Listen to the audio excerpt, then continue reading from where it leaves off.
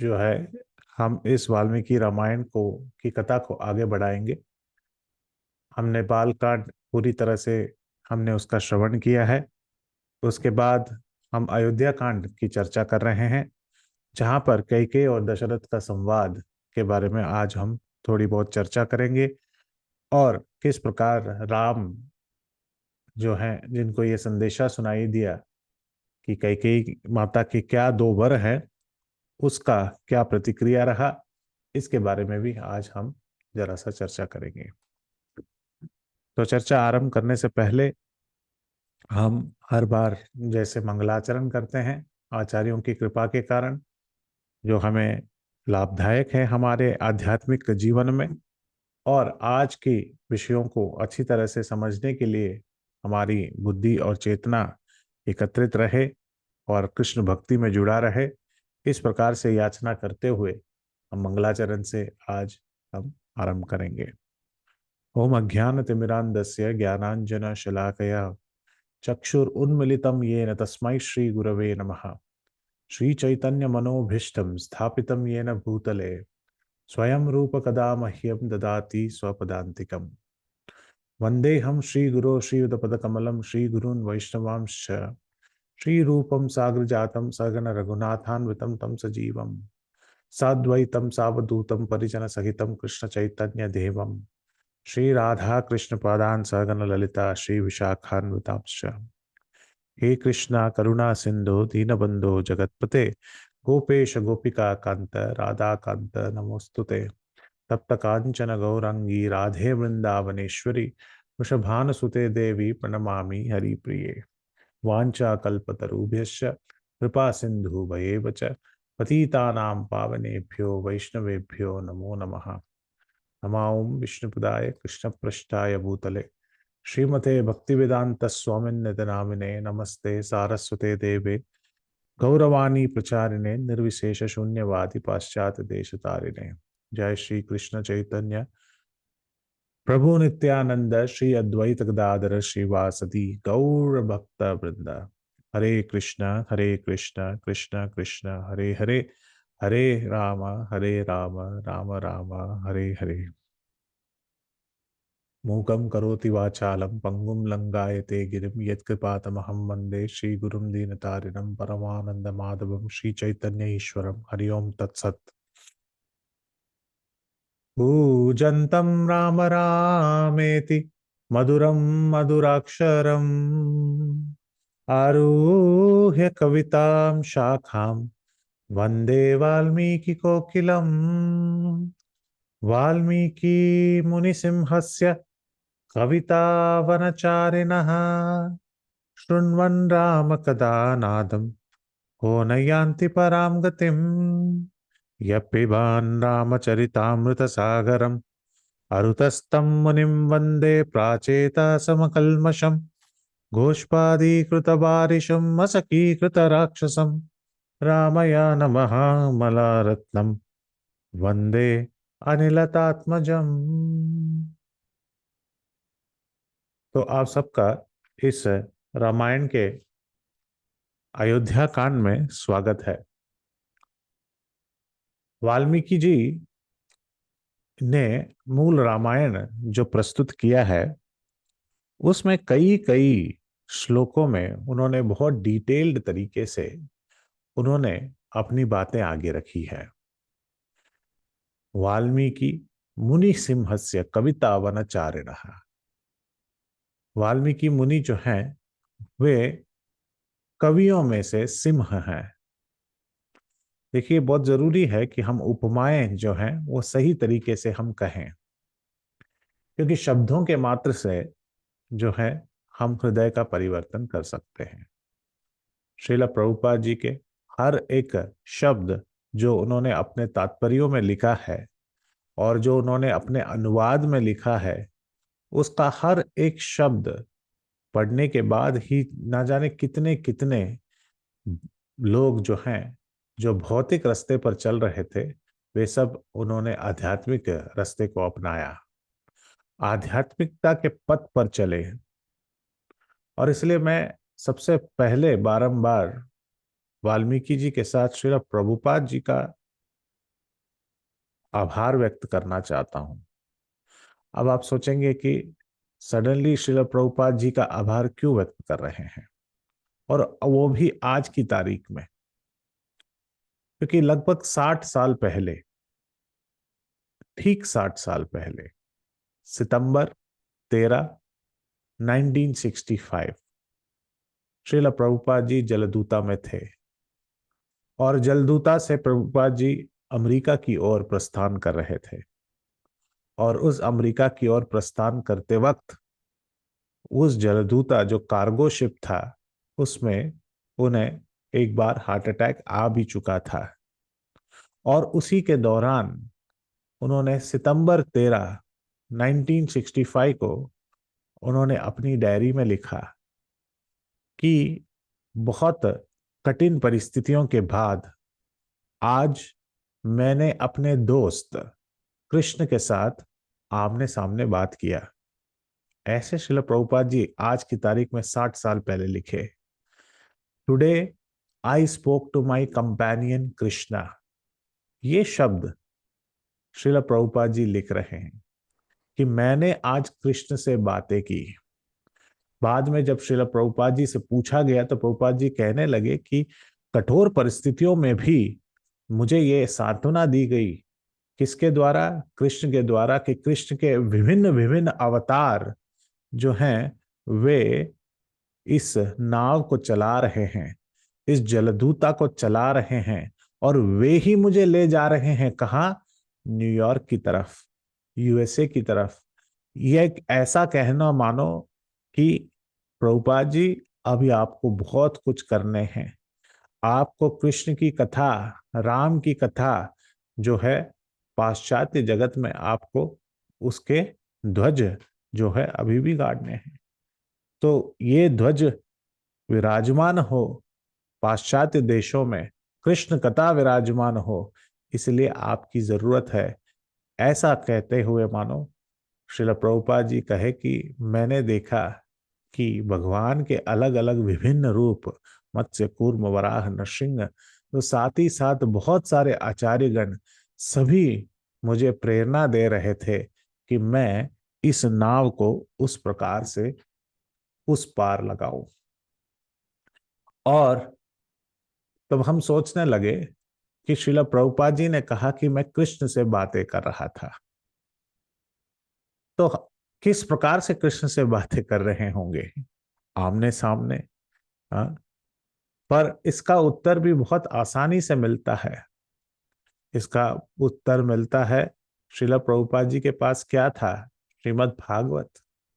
इस विशाल जो भारत भूमि है, यहाँ का जो जो ग्रंथ है श्रीमद् भागवतम अमल पुराणम, ये पुराण, ये ग्रंथ किसके पास था? श्रील प्रभुपाद जी के पास। और श्रील सनातन गोस्वामी कहते हैं, मदेक बंधु मत संगिन, एक ही बंधु है हमारा, और वो है श्रीमद् भागवत। तो आज की तारीख में ये इतिहास, पुराण इत्यादि पाश्चात्य जगत पर पहुंचे, और पाश्चात्य लैंग्वेजेस में उसको ट्रांसलेट किया गया, और जिसके कारण हम सब यहाँ पर एक साथ एकत्रित हुए हैं, चाहे वो भागवत हो, चाहे वो रामायण हो, इसको सुनने के लिए। और बिल्कुल 60 साल पहले ये हुआ, आज 2025 है, सितंबर 13, 1965 को श्रील प्रभुपाद की डायरी एंट्री है ये। और श्रील प्रभुपाद जी ने आज ही के तारीख उन्होंने कृष्ण हवे तव पुण्य हवे भाई, यह गाना जो है 60 साल पहले आज ही लिखा था। तो एक बहुत पावन अवसर है। लोग कहते हैं कि 13, कुछ लोगों को जाके पूछो तो अंग्रेजी में बोलते 13 इज एन अनलकी नंबर। अगर हम सनातन धर्म में देखें तो कोई भी नंबर अनलकी नहीं है। हर नंबर से भगवान श्री कृष्ण जुड़ सकते हैं। हर भगवान, हर हर जो नंबर है उससे कुछ ना कुछ हम भगवान के बारे में बिल्कुल समझ सकते हैं। सो 13 is not an unlucky number. तो आज की तारीख में ये जो ग्रंथ, जो अमल पुराण श्रीमद् भागवत, उसी प्रकार उसमें श्रीमद् भागवत में रामायण, रामचंद्र जी का भी 9वें स्कंद में वर्णन है। तो इस प्रकार से मैं समझता हूं कि श्रील प्रभुपाद जो अम्बेसडर थे किसके? आध्यात्मिक जगत के। उन्होंने आज पाश्चात्य जगत पर कदम रखा और उनके साथ उनकी संपत्ति क्या थी? उनकी संपत्ति थी ये ग्रंथ, ये इतिहास, ये पुराण। और इसी संपत्ति को लेकर आज हम सब यहाँ पर उपस्थित हैं, और जो इसका श्रेय श्रील प्रभुपाद जी को जरूर जाता है। आगे कुछ दिनों में सितंबर 17 को हम मनाते हैं, इसको एक पर्व की तरह मनाते हैं कि श्रील प्रभुपाद जी यूएसए आए, और जिससे ये इतनी बड़ी संस्था जो है इस्कॉन की स्थापना हुई।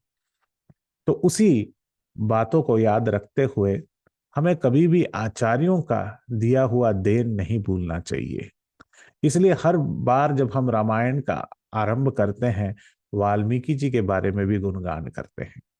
जिस प्रकार हर दिन हम जो है अपने चेहरे पर, अपने लाट पर जब तिलक लगाते हैं, तो हमें श्रील प्रभुपाद जी का गुणगान करना चाहिए। श्रील प्रभुपाद जी का ही योगदान है। उसी प्रकार रामायण का पाठ जब भी हम कर रहे हैं, वाल्मीकि जी का गुणगान करना चाहिए। वाल्मीकि मुनि सिंहस्य कविता वनचारिणः। कौन है? वे तो सिंह है, पूर्ण है, और सारे कवियों में श्रेष्ठ हैं, जो वन में रहते थे। और कौन मुक्ति को नहीं पाएगा? जो इस रामायण जो उन्होंने रचना की है उसको पढ़ने के बाद कौन मुक्ति के घर नहीं उतरेगा? सब मुक्ति पाएंगे, सबको लिबरेशन प्राप्त होगा, सब मोक्ष को प्रदान होंगे, क्योंकि ऐसी कविता पढ़ने से सारे जितने भी लोग पढ़ रहे हैं उनका सिर्फ भाग्योदय होगा, उनका भाग्य अस्त नहीं होगा। तो इसलिए वाल्मीकि रामायण में अलग अलग कांड हैं, जिसमें से हम अयोध्या कांड के बारे में चर्चा कर रहे हैं। इससे पहले हमने देखा कि किस प्रकार कैकेयी अपनी हठी स्वभाव के कारण वे मंत्रा की बातों में आने के बाद पूरी तरह अपने जो जो दो वर हैं वो दशरथ महाराज से पूछे। दशरथ महाराज किस प्रकार से कोप भवन में आए। हमने देखा कि किस प्रकार से कैकेयी नीचे जमीन पर लेटी हुई थी, उनके आभूषण उनके पास नहीं थे। हमने ये भी देखा कि कवियों का क्या सांकेतिक रूप से कहना कि किस प्रकार से दशरथ महाराज जी ने उन उस कैकेयी को उठाया, जिस प्रकार एक हिरण को उठा रहे हैं और बिस्तर पर डाल रहे हैं। और क्योंकि उनकी साड़ी में अलग अलग पैटर्न था, और कवि किस प्रकार से कह रहे हैं कि ऐसा लग रहा था मानो हिरण नहीं सांप ही है, क्योंकि उसमें भी अलग अलग पैटर्न होते हैं। तो साड़ियों का पैटर्न देखकर कवि इस प्रकार से लिखने लगे, और उनके संवाद को आगे उन्होंने बढ़ाया। अब कई सारे लोग ये सोचेंगे, प्रभु जी ये सब तो रोना धोना सीरियल टाइप हो रहा है, जल्दी जल्दी जो है आप उस भाग में चलिए जहां पर राम जी के विभिन्न लीलाओं का वर्णन है। नहीं, इसको कहते हैं अर्ध कुकुट न्याय। अर्ध कुकुट न्याय यानी कि संस्कृत में कहा गया है कि कई सारे लोग चाहते हैं कि मुर्गी से अंडा मिले, पर मुर्गी को बिल्कुल खाना नहीं देना चाहते। तो इसको कहते हैं इस न्याय को। ऐसा कभी नहीं हो सकता कि आप एक जानवर लाए, पशु को लाए और उससे दूध चाहिए पर उसे खाना नहीं देंगे, तो सिर्फ दूध से हम प्रेरित हैं। तो नहीं, एक शास्त्र को आधा अधूरा एक साइड पढ़कर दूसरा साइड छोड़ नहीं सकते। एक शास्त्र और एक प्रमाण को अगर हम एक्सेप्ट करते हैं, एक इतिहास को हम पढ़ते हैं, चाहे वो महाभारत हो चाहे वो रामायण हो, उसके हर पन्नों से हमें जुड़ना चाहिए, हर पन्नों से उसका ज्ञान प्राप्त करना चाहिए। चाहे कुछ हमारे मन को अच्छा लगे या ना लगे, मगर उससे क्या सीख है ये सीखना चाहिए। और कैकेयी और दशरथ महाराज जी के बीच के संवाद को सुनकर हम बहुत कुछ सीख सकते हैं। और इसलिए मैं इस पर थोड़ा सा ध्यान देना चाहता हूं कि कैकेयी जो थी वे चाहती थी कि सिर्फ भरत जो है वे राजगद्दी पर बैठे। और उनका दूसरा वरदान ये था, वे मांग रही थी, उनकी दूसरी मांग ये थी कि राम वन को चले जाए 14 साल। दशरथ महाराज जो थे, एक बार भी तनिक सोचे नहीं कि भरत को राजा बनाने में कोई दिक्कतें होंगी। दशरथ महाराज तुरंत इस बात पे सोच ही नहीं रहे थे। अच्छा, भरत को राजा बनाना है, ठीक है, पर उनकी सारी दिक्कत इस बात से थी कि राम को वनवास भेजा जा रहा है। उनके आंखों का तारा, उनका क्या, पूरे राजमहल का आंखों का तारा, कौशल्या माता का आंखों का तारा, और साथ ही साथ सुमित्रा, भरत, शत्रुघ्न, अयोध्या वासी, कौशल्या, और यहाँ तक कि कैकेयी का भी सबसे प्रिय लड़का भगवान रामचंद्र जी को कहाँ भेजा जा रहा है? वन में भेजा जा रहा है। और इस बात से बिल्कुल खफा थे दशरथ महाराज। वे हाँफ रहे थे और वे सोच रहे थे कि ये जो बातें कैकेयी ने कही है, शायद उसने कुछ गलत सोच समझकर कहा होगा। इसलिए बातों में वे उनसे कहना चाहते थे कि आप इन बातों से बाहर आ जाइए। आप इन अगर आपको किसी ने कुछ भला बुरा कहा है तो मुझे बात कीजिए, मैं उन्हें दंडित करूंगा, मगर ऐसे कठोर वचन ना बोलिए कि राम को वनवास मिल जाए और भरत जो है राजगद्दी पर बैठे। इस प्रकार से जब वे बातें करने लगे दशरथ महाराज, तो कैकेयी और कठोर हो गई। कैकेयी सोचने लगी कि ऐसा लग रहा है मानो राजा जो है अपने वचनों से पीछे मुकर जाएंगे। तो वे बातें करने लगी। किस प्रकार से? वे याद दिलाने लगी। वो याद दिलाने लगी कि आप इक्ष्वाकु वंश से आए हुए हैं, आप सूर्य वंश से आए हुए हैं, और आपके पूर्वज कितने दिग्गज हैं। प्राण जाए पर वचन न जाए, रघुकुल की यही रीत सब आई। रघुकुल का यही रीत रहा है कि प्राण चले जाए पर वचन को बिल्कुल हम वापस मुकरेंगे नहीं। तो इसलिए वो उदाहरण देने लगी, अलग अलग राजाओं के उदाहरण देने लगी। सबसे पहले राजा का नाम तो उन्होंने शिबी चक्रवर्ती का नाम लिया। हम सब जानते हैं कि शिबी चक्रवर्ती जो है राज सिंहासन पर बैठे थे, तो उनके सामने एक कबूतर और एक गिद्ध जो है, दोनों एक दूसरे का पीछा कर रहे थे। गिद्ध नहीं कहेंगे, गिद्ध जो है वल्चर होता है, आप जो है कह सकते हैं हॉक। अब उसको, हॉक को हिंदी में आप समझ लीजिए ईगल या चील समझ लीजिए। तो एक चील के पीछे, एक एक कबूतर के पीछे एक चील लगा हुआ था, और ये दोनों देवता थे। और वे देखना चाहते थे कि शिवी चक्रवर्ती कितने धर्म का अनुष्ठान करते हैं, अपने जबान से दिया हुआ प्रॉमिस, क्या वो वचन जो है वे निभाते हैं कि नहीं निभाते हैं। इसको टेस्ट करने के लिए एक कबूतर बन गए और एक चील बन गए। और ये चील ढूंढते ढूंढते उस कबूतर का मांस खाने के लिए वे राजमहल के अंदर चला गया। और उस कबूतर ने देखा कि शिवी जो है राज सिंहासन पर बैठे हैं, और उन्होंने जो है शरणागत प्राप्त की। अब जो शरणागत प्राप्त हो जाता है, उसको जो मांगे वो देना चाहिए। तो जब उसने प्राणों की शरणागत ले ली शिवी महाराज से उस कबूतर ने, तो उस चील ने कहा कि नहीं नहीं, तुम मेरा खाना मुझे वापस दो। मुझे चाहिए कि मैं अपना खाना जो है मैं खाऊं, तुमने मेरा खाना लेके रखा है। तब शिवी महाराज ने कहा, कुछ भी कर लो मगर ये कबूतर तुम्हें नहीं मिलेगा, क्योंकि ये मेरे चरणों के नीचे आकर इसने जो है शरणागत प्राप्त कर चुका है। जो मेरी शरण में आया है, मैं उसे कैसे छोड़ दूं? बोलो, आपको जो चाहिए मैं दूंगा। चाहिए तो आपको इसका इक्वल मांस जो आपको इस कबूतर में खाने को मिलेगा, उतना ही मांस मैं आपको दे देता हूं, आप अपना भोजन कीजिए। क्योंकि आप अतिथि बनकर मेरे राजमहल में आए हैं, ये मेरा कर्तव्य बनता है कि मैं आपको भोजन दूं। चाहे वो आप चील हो, चाहे वो ब्राह्मण हो, चाहे कोई वैष्णव हो, या कोई वृद्ध, या कोई भी हो, ये मेरा कर्तव्य है कि सब लोग परिपूर्ण भोजन करते जाए। तो चील ने कहा, ठीक है, आप उसका इक्वलेंट अमाउंट ऑफ मास मुझे दीजिए। तो शिवी चक्रवर्ती जो है वे तराजू लाए, एक में कबूतर को बिठाया और मांस रखने लगे। बहुत सारा रखा, फिर भी वो जो है तराजू कबूतर की तरफ ही झुका हुआ था। यहां तक कि शिवी महाराज अपने शरीर से, अपने झांगों से और अलग अलग जगहों से अपना खुद का मांस काट काट कर उस चील को अर्पण करने लगे। चील ने कहा, राजा तुम अपना जो है शरीर खो बैठोगे, साथ ही प्राण भी खो बैठोगे, आप अपने वचन मुकर जाओ। उन्होंने कहा कि ये रीति जो है कभी भी पालन नहीं हुआ है। हम हमारा जान दे देंगे, पर इस वचन को जरूर निभाएंगे।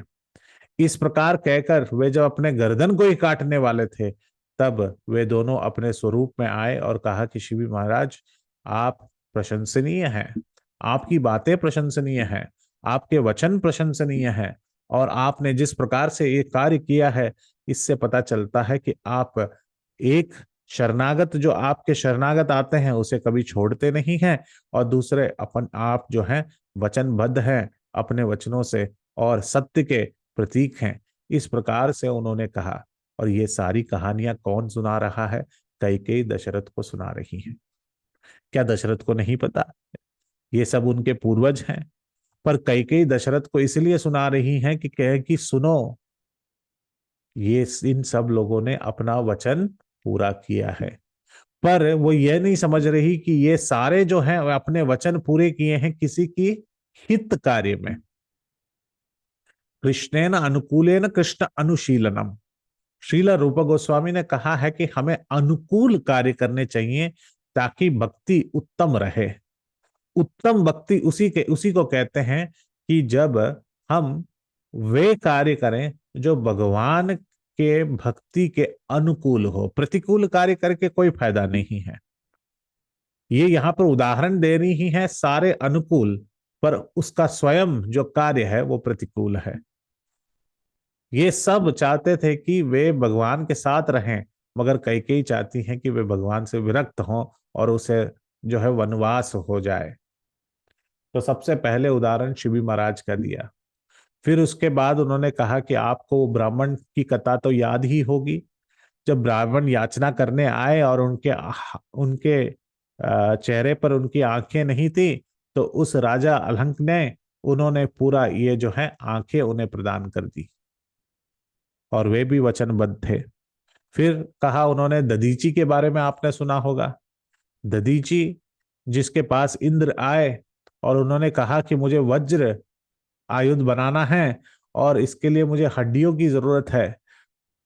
तो अगर हमारे से आके पूछा जाए तो हम कहेंगे कि हड्डियां जो फिक्स करता है उसके पास जाओ, या बोन सेटर के पास जाओ, या डॉक्टर के पास जाओ जो फ्रैक्चर वैक्चर ठीक करता है, उसके पास हड्डियां होगी। या कुछ नहीं तो स्मशान में जाओ, जो चिता जल गई है उससे हड्डियां ले लो। पर इंद्र ने कहा नहीं, मुझे ऐसे हड्डियों की जरूरत है जिसमें तप का बल हो और जिन्होंने बहुत दिन से तपस्या की हो। कहने का तात्पर्य यह है कि दधीची जो जीवित थे उनसे बोल रहे थे कि आप मर जाइए और आपका ही जो है शरीर का शरीर की जो हड्डियां हैं वो हमें दे दीजिए। ऐसे कोई याचना कर सकता है स्वयं अपने स्वार्थ के लिए? पर दधीची बोले कि बिल्कुल, ये शरीर का हर एक अंग जो है यह भगवान के भक्तों के लिए ही है। भगवान के भक्तों के लिए ही ये जो शरीर है उसके हर एक अंग है। और इसलिए मैं खुशी खुशी अपना स्पाइनल कॉर्ड देना चाहता हूँ, अपना रिब गेज देना चाहता हूँ, अपने हाथों की हड्डियां देना चाहता हूँ, और आप मेरी हड्डियों से जो है वज्रायुध बनाइए। कई कई कह रही हैं उस दधीची का दान आपने सुना नहीं? वचनबद्ध थे, उन्होंने एक बार बोल दिया, अपना ही शरीर देने लगे। कहने का तात्पर्य उनसे यह है कि मैं जानती हूं दशरथ महाराज, राम आपके ही जो शरीर से बना हुआ है।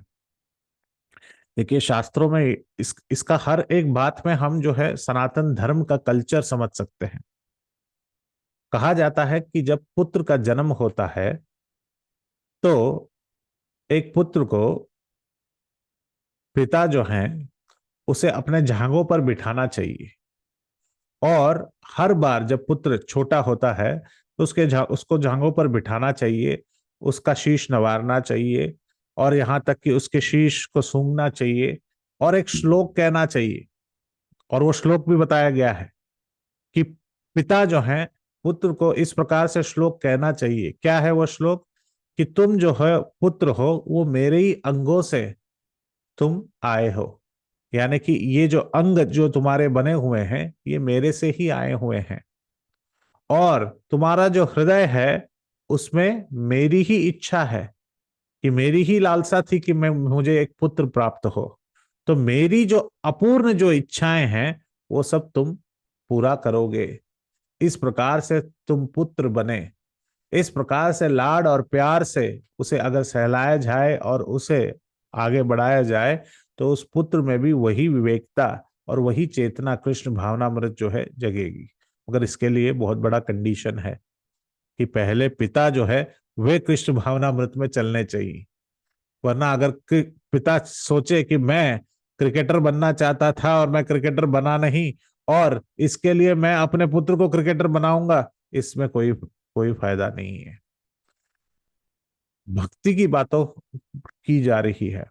तो कैकेयी उसी को संबोधित करते हुए कह रही है कि तुम आप बचपन से राम को अपने जांघों पर बिठाते थे, उसकी शीश नवारते थे और उसको चुंबन देने के बाद कहते थे इस प्रकार से। पर देखो दधीची की को देखो, इतना अटैच नहीं थे अपने ही शरीर से, अपने ही जो है वे अपने हड्डियां देने के लिए तैयार थे। तो तुम भी थोड़े दिन के लिए, तो मैं तुम्हें पूरी तरह से थोड़ी ना मांग रही हूँ, सिर्फ 14 साल के लिए राम को वनवास भेज दो। इस प्रकार से कई कई कह रही थी। फिर बोल रही थी, बलि महाराज तो सुने ही होंगे, बलि का दान तुमने सुना ही होगा, पूरे जगत को उन्होंने दान कर दिया। और बलि महाराज जो हैं इतने महान हैं कि उन्होंने वामन देव को उन्होंने पूरा 3 भग दर्थी दिया।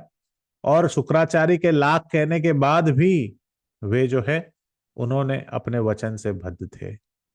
इस प्रकार से कैकेयी जब कहने लगी, दशरथ महाराज जी समझ गए कि ये बिल्कुल नहीं मानने वाली हैं। आज आज लाख कोशिश कर लो पर कैकेयी नहीं मानने वाली है।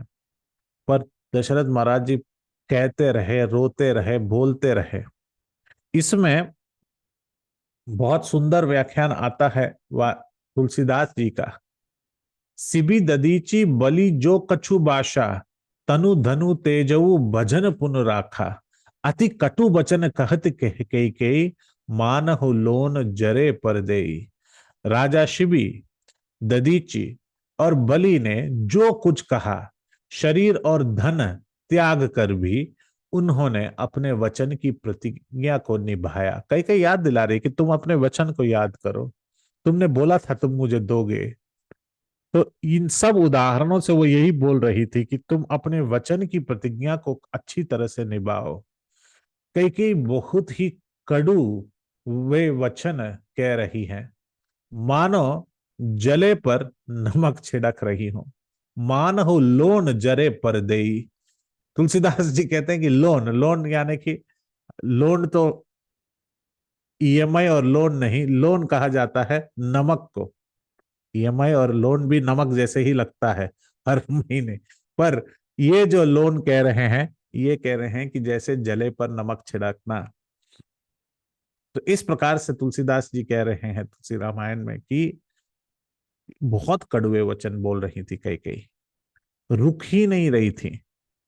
और जब उसने देखा कि दशरथ महाराज जी एन केन प्रकार है न किसी भी बात से वो मान नहीं रहे हैं, वो मना कर रहे हैं कि नहीं राम को मत भेजो, इस प्रकार से यहां वहां की बातें कर रहे हैं, तो वो तुरंत चिल्लाकर बोली कि मैं जो है अभी के अभी जहर खा लूंगी,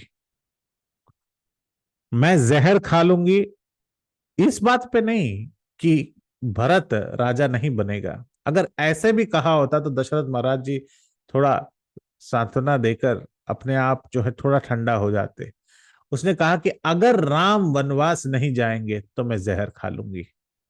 और उससे भी ज्यादा उसने कहा कि मैं ये देख ही नहीं सकती कि कौशल्या जो है वो जो है माता बने, पटमहिषी बने और आपके प्रिंसिपल क्वीन बने। ये मैं देख नहीं सकती, और मैं उसकी दासी बनूं ये मैं देख नहीं सकती।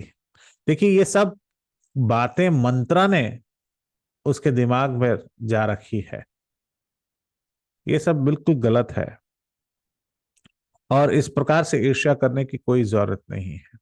तो दशरथ महाराज ने कहा इसके अलावा तुम मुझे बताओ, कई कई प्लीज मुझे बताओ कि इन बातों को भूल जाओ। क्या ऐसी बातें होंगी जो तुम सुनोगे तो तुम्हें बहुत हर्ष और उल्लास होगा। और कैकेयी ने ये कठोर शब्द कहे, मुझे हर्ष और उल्लास तभी होगा जब आपके सेवक भाग भाग कर आए और ये कहे कि राम वन जा चुका है और भरत का पट्टाभिषेक हो चुका है। जब ये दो बातें मैं सुनूंगी तब मैं बहुत हर्ष और उल्लास के साथ हंसूंगी और आपको बहुत प्रिय नजरों से देखूंगी। सिर्फ यह मुझे शांति प्रदान कर सकता है, सिर्फ यह समाचार मुझे अति दुखद अवस्था से सुखद बना सकता है। दशरथ महाराज ने कहा कि जरा तुम तनिक सोचो, कई समय लोग अपनी याचनाएं रखते हैं, पर उन्होंने कितने परिश्रम किए हैं। एक या कुछ लोग कहते हैं कि इस चीज को छोड़ दो, पर कितना परिश्रम उन्होंने किया है उस चीज को पाने के लिए वे भूल जाते हैं। तो दशरथ महाराज जी कहते हैं कि तुम राम को छोड़ने की बात कर रही हो। याद करो हमने कितने साल तपस्या की थी, फिर भी हमारे कोई पुत्र नहीं हो रहे थे। और फिर उसके बाद हमने पुत्र कामेष्टि यज्ञ किया, अश्वमेध यज्ञ किया, वाजपेयी यज्ञ किया, और उसके बाद जो है पुत्र कामेष्टि यज्ञ के बाद हमें कौन प्राप्त हुआ? राम, भरत, लक्ष्मण, शत्रुघ्न जैसे हसीन और बहुत अच्छे दिव्य हमारे जो है 4 संतान हमें प्राप्त हुए। और भगवान रामचंद्र जी को तो तुम स्वयं प्यार करते थे, तुम चाहते हो वह राम जो भाग भाग कर तुम्हारे पास कैकेयी माता करके आता था, उसके नन्हे नन्हे पैर जो थे वे चल के आते थे कैकेयी की तरफ। अब वे नन्हे पैर वे वन में चलेंगे? राम कैसे वन में चलेंगे? इस बात को सोचकर वे मूर्छित होकर गिर पड़े। सिर्फ ये बात सोचना कि राम वन में कैसे चलेंगे, उनके जो पैर हैं वे वन के तृणों के ऊपर कैसे चलेंगे। गोपियां भी यही कहती थी। तृणक कुणांकुरई, कहते कि हे कृष्ण, तुम्हारे पैर किस प्रकार से चलेंगे वन में, ब्रज में किस प्रकार से चलेंगे? ब्रज में तो सब ऐसा जरूरी नहीं है कि सब सॉफ्ट है। जो तृण होते थे वो कभी कभी सूख जाते हैं या फिर कभी कभी बहुत शार्प होते हैं, और उनके ऊपर तुम्हारा पैर दे आओगे तो तुम्हारे पैर कट जाएंगे। और तुम तो कहते ही हो मैया से, मैया कहती है लाला बाबा की तरह स्लीपर पहन लो, चप्पल पहन लो। और लाला क्या कहते हैं कि मेरे गाय के पास जूते नहीं हैं तो मैं क्यों जूते पहनूं?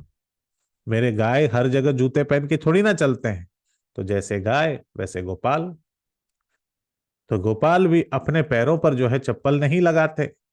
और इस उन चरणों के बारे में सोचकर गोपियां रोने लगती हैं। गोपी गीत में कहती हैं कि उन चरणों को आप ब्रज के रज पर मत रखो, पर अक्रूर चाहते हैं कि वे ब्रज के रज हर जगह हो। कुंती महारानी चाहती है कि वे ब्रज के रज के में जो उनके पद चिन्ह है उसी प्रकार हस्तिनापुर में हर जगह पद चिन्ह है, उसी के कारण जो है हस्तिनापुर हर्ष और खुशहाली में है। भक्त इस प्रकार से सोचते हैं कि भगवान के पद चिन्ह जहां जहां पड़ते हैं वे जगह जो है बिल्कुल तीर्थ पुण्य स्थान बन जाता है। पर वही भक्त सोचते हैं कि भगवान के चरण कितने मृदुल हैं। वास्तविक रूप में भगवान के जो त्वचा है वो बहुत मृदुल है।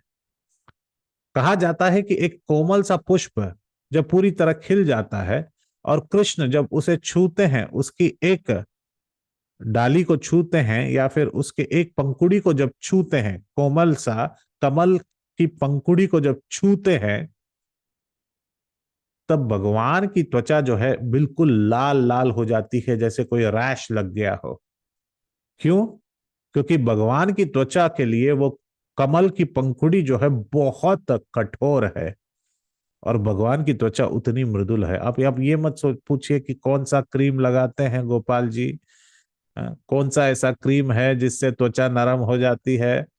उनका मॉर्निंग रूटीन क्या था, इवनिंग रूटीन क्या था, नाइट रूटीन क्या था, ये सब मत पूछिए। मॉर्निंग, इवनिंग और नाइट एक ही रूटीन था। माखन चुराओ, माखन खाओ, और माखन इस प्रकार से खाओ कि उसको त्वचा पे भी लगा लो। एक बार मैं इधर शॉप में गया था दुबई में, और उस शॉप में एक सेक्शन में बॉडी क्रीम करके लिखा हुआ था। और जब मैं पढ़ रहा था बॉडी क्रीम में, वहां पे लिखा गया था shea butter, cocoa butter, natural butter. मैंने कहा कि ये सब बटर है, ये सब मक्खन है। तो इसलिए भगवान अपने बदन के ऊपर भी मक्खन का अभिषेक कराते थे। तो बोला अगर सब लोग इधर बटर लगा रहे हैं, हमारे लाला तो सबसे पहले ब्रज में ही बटर लगाते थे। गोपियों को तो बटर लगाते ही थे, गोपियों का बटर चुराते भी थे और अपने शरीर पर पूरी तरह से मतलब रख देते थे। तो भगवान के चरणों को याद कर कर दशरथ महाराज जी कहे कि कैसे चल पाएगा।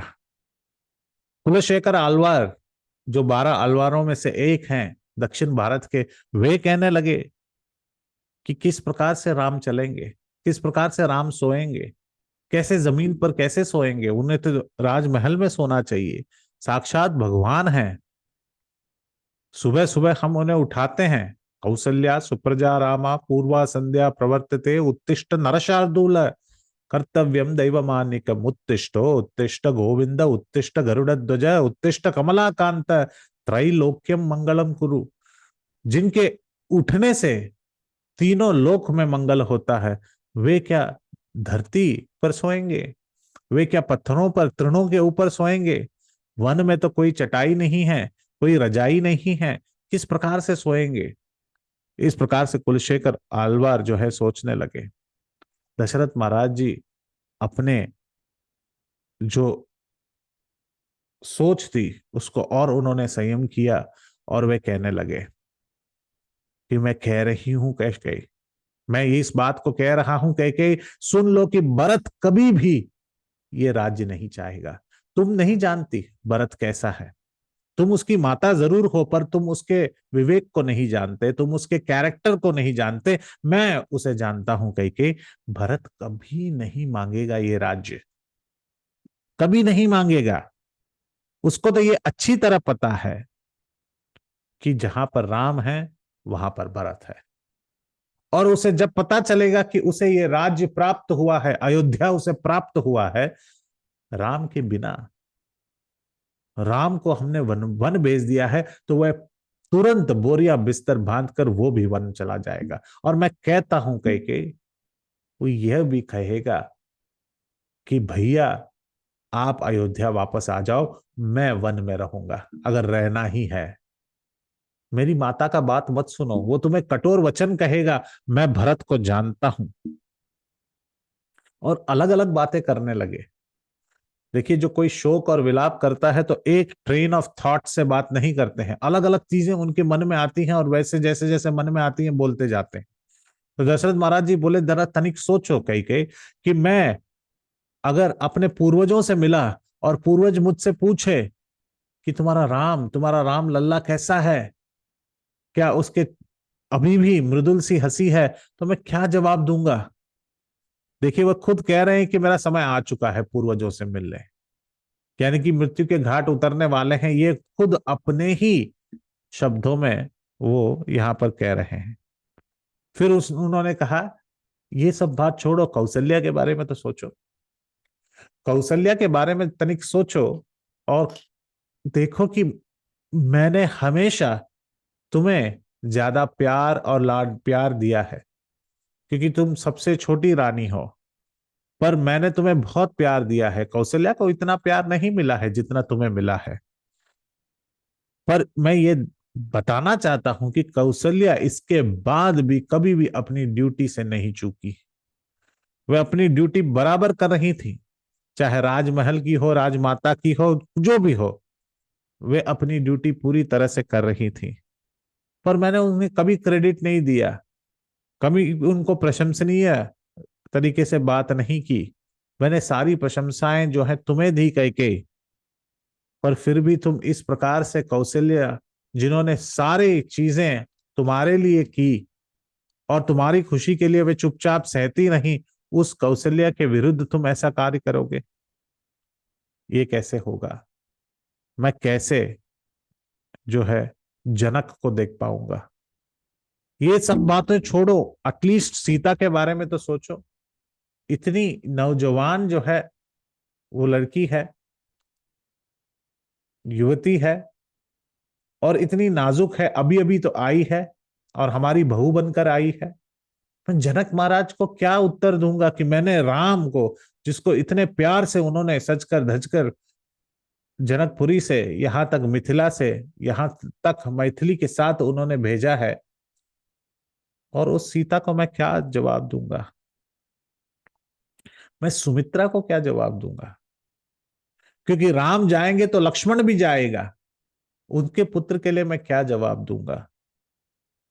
भरत, लक्ष्मण, शत्रुघ्न, सीता, कौशल्या, सुमित्रा, इन सब के विरुद्ध तुम यह इच्छा मांगना चाहते हो? एक बार तनिक फिर से सोच लो। अगर इससे भी तुम्हारा मन नहीं भरा तो तुम्हारे चरण कहाँ हैं मुझे बताओ। मैं तुम्हारे चरण में जो है नत नमस्कार करते हुए मैं अपना शीश पूरा तुम्हारे चरण में रख दूंगा। देखिए, पति कभी भी पत्नी की दंडवत नहीं करते हैं, शास्त्रों में इस प्रकार से प्रमाण है। मन ही मन दंडवत कर सकते हैं, पर शास्त्रों का इस प्रकार से प्रमाण है कि, और ये तभी हो सकता है जब पति पत्नी से उम्र में ज्यादा हो। आजकल तो विरुद्ध भी हो रहा है, हाँ, पत्नियों का उम्र पति से ज्यादा है। पर ये एक प्रथा है, और ये एक रीति है, ये एक सनातन धर्म का रीति है कि हस्बैंड और वाइफ, वे जो है वाइफ्स रेस्पेक्ट, उनका आदर के कारण पत्नी जो है पति से भी आशीर्वाद लेती हैं। और वे, क्योंकि वे सबसे बड़े शुभ चिंतक हैं, पति ही एक पत्नी के सबसे बड़े शुभ चिंतक हैं। ये हमें कहाँ पता चलता है? श्रीमद् भागवत में पता चलता है। जब ध्रुव महाराज रोते रोते आए और कहा कि हे पिताजी, मैं आपके झांगों पर बैठना चाहता हूं, जिस प्रकार मेरा भाई उत्तमन जो है आपकी झांगों पर बैठा है। उत्तानपाद के दो जो है पत्नियां थी, एक थी सुरुचि और एक थी सुनीति। सुनीति, देखिए इन शब्दों में भी हमें बहुत कुछ सीखने मिलता है। हाँ, थोड़ा सा मैं भागवत इसलिए कह रहा हूं क्योंकि इस पति पत्नी के विषय में बहुत सुंदर तरीके से सुनीति ने कहा है। इसके बारे में सोचना चाहिए, और इसके बारे में नारद महर्षि ने भी कहा है। इसका उल्लेखन मैं यहाँ पर इसलिए कर रहा हूं क्योंकि किस प्रकार से रिलेशन होना चाहिए और किस प्रकार से सोच होनी चाहिए, ये नारद महर्षि कहते हैं। तो हम सब ध्रुव का चरित्र जानते ही हैं कि सुनीति का पुत्र था कौन? ध्रुव महाराज। और सुरुचि का पुत्र था उत्तमा। और उत्तम जो है वे उत्तानपाद के ऊपर बैठे थे। उत्तानपाद यानी कि जिनके चरण हमेशा ऊपर हैं। आप देखते हैं ना, कभी कभी बॉस बनकर बैठे होते हैं, टेबल के ऊपर अपना जो है चरण रखकर बैठे होते हैं। उसी तरह उत्तानपाद जो थ्रोन पर बैठे हैं, जो सिंहासन पर बैठे हैं, जो राजा हैं, मनु के वंशज में आते हैं और ब्रह्मा के वंशज में आ रहे हैं, पर फिर भी बहुत भौतिक चीजों से उन्हें रुचि है। उत्तम उत्तम चीजों को अपनाने के लिए उन्हें रुचि है, इसलिए वे किससे प्रिय थे? सुरुचि। भौतिक चीजों से रुचि होने के कारण वे सुरुचि के साथ बहुत प्रिय थे। और जब भौतिक विषयों में रुचि लग जाती है तो धर्म के विषयों में रुचि बिल्कुल नहीं लगती। तो इसलिए सुनीति, नीति कौन दिखाते हैं? धर्म। और धर्म के पथ पर चलना है तो क्या करना है? ध्रुव रहना है, अटल रहना है। तो जब सुरुचि यानी कि भौतिक विषयों में जब रुचि रखे तो उत्तम को अपने झागों पर बैठा दिया, तो सुनीति को दूर कर दिया, और ध्रुव जो है रिजॉल्व जो है उसे दूर कर दिया। और जब ध्रुव बैठना चाहे तो उन्हें मना कर दिया। ध्रुव रोते रोते अपने माता के पास गए। अगर हम ध्रुव के माता होते तो हम क्या कहते? अरे छोड़ो, सुरुचि ऐसी ही है, हमेशा भला बुरा कहती रहती है, उसको छोड़ो, अनदेखा करो। अगले दिन जब पिता आएंगे मैं बोलूंगी और तुम बैठ सकते हो। इस प्रकार से कहने से क्या प्रॉब्लम है? इस प्रकार से बातें करने से हम एक नन्हे मुन्ने बालक के हृदय में ईर्ष्या के बीज बो रहे हैं। हम सोचते नहीं है इस बात को, पर हमारा हर एक प्रतिक्रिया जो है वो बच्चों पर क्या हावी होता है ये सोचना चाहिए। इस प्रकार से हम कह सकते हैं, बातों को टाल सकते हैं, और हम सोचेंगे उसको हमने प्रोत्साहन दिया है। पर बीज क्या बोए हैं हमने? हमने बीज बोए हैं प्रतिशोध का, हमने बीज बोया है ईर्ष्या का, और इस प्रकार से सुनीति ने नहीं कहा, वो सुनीति है, उसने कहा बिल्कुल सुरुचि ने जो कहा सही कहा। तुमको कहा कि तुम वन में चले जाओ, तुम वन में चले जाओ और नारायण को देखो, मैं भी यही बोलती हूँ, तुम जाओ वन में, नारायण मिलेंगे तुम्हें। तो जाने लगे तो नारद महर्षि उनको बीच में रोकने लगे और कहने लगे कि भाई तुम वापस चले जाओ, तुम्हारे तो हंसते खेलने की दिन है। और नारद महर्षि बोले उनसे, मैं आपको 3 पॉइंट फॉर्मूला दे रहा हूं ध्रुव, इस 3 पॉइंट फॉर्मूला को अपनाओ और तुम्हारा जीवन सुखद रहेगा। ध्रुव जी बोले बताइए नारद जी क्या है 3 पॉइंट फॉर्मूला, हमारे पंजाबी भाग के भक्त भी जानना चाहेंगे, ये 3 पॉइंट फॉर्मूला क्या है। बोला पहला पॉइंट ये कि आपसे जिनके पास चीजें बहुत ज्यादा है, जिन्होंने बहुत उन्नत प्राप्त किया है, उनसे आप खुश रहिए, दुखी मत होइए कि इसकी साड़ी मेरी साड़ी से सफेद कैसे, ये मेरे से आगे कैसे निकल गया, ये मेरा गुरु भाई था, मेरे बाद में इनिशिएशन लिया, अब गुरु के बहुत प्रिय है, ये कैसे।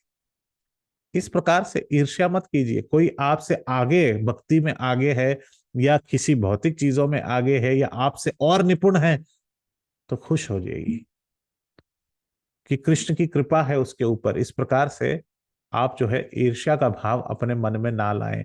यह है पॉइंट नंबर 1। ध्रुव जी ने कहा पॉइंट नंबर 2 क्या है।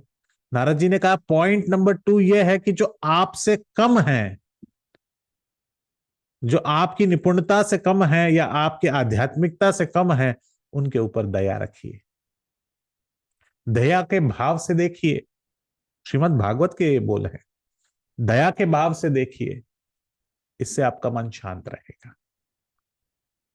तीसरा पॉइंट उन्होंने कहा, जो आपके बराबर हैं उससे मित्रता बनाइए, जो आपके सेम है, इक्वल है, इससे मित्रता, इससे शांति, आपके मन में हमेशा शांति रहेगी, आपका मन हमेशा सुखद अवस्था में रहेगा। अब सोचने वाली बात है कि नारद जी ने ये 3 चीजें एक 5 साल के बालक जो वन में जा रहा है उसे क्यों कहा। पहला कहा क्या कि जो आपसे निपुण है उसके ऊपर आप जो है खुश रहिए कि कोई आपसे ज्यादा कृपा पाया है। किससे, किसकी बात कर रहे हैं, उत्तम की बात कर रहे हैं। जो उसके भाई हैं उसको तो ज्यादा प्यार प्राप्त हुआ और वह अपने पिता के जांघों पर बैठा हुआ था, तो कह रहे कि उत्तम के प्रति तुम ईर्ष्या मत रखो। ध्रुव समझ गए जो बात कह रहे हैं। अब जो ध्रुव से नीचे कौन है, आपको सवाल करता हूं। उन्होंने कहा कि जो आपसे नीचे हैं उनको दया दीजिए, अब ध्रुव, ध्रुव से नीचे कौन है, who is below Dhruva here. Narad Maharshi तो बोल के चले गए, किसकी उदाहरण दे रहे हैं यहां पर। ध्रुव के नीचे है सुनीति। हाँ, प्रभु जी उसी ने तो नीति धर्म इत्यादि कहा और उसी ने तो कहा कि आप जंगल में जाइए। नहीं, आप देखिए इस बात को, और इसी बात को मैं इस रामायण से यहां पर मैं जोड़ रहा हूं। नारद जी ने कहा कि जो आपसे कम है, जिनको कम कृपा प्राप्त हुआ है, ध्रुव के रिलेटिव्स में 2 थे, माता और पिता। उत्तानपाद से उन्हें प्यार प्राप्त नहीं हुआ, किससे प्यार प्राप्त हुआ, माता से। तो 100% में से 50% ध्रुव को प्राप्त हुआ ना। मगर पत्नी कौन थी, सुनीति। उसने अपना घर बार सब कुछ छोड़कर पति के पीछे आई थी और यहां पर निवास कर रही थी। उसके लिए तो प्यार का स्रोत एक ही था, अपना पति। क्या उसे 100% मिल रहा था, बिल्कुल नहीं।